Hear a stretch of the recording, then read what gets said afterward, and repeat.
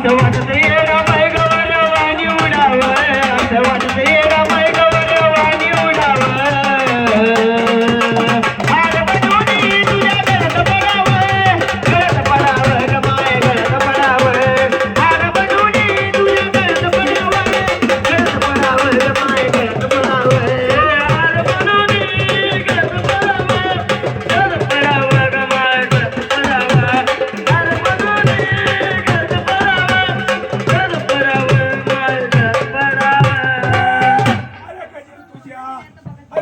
तुझ्या नामाचा नामाचा नामाचा नामाचा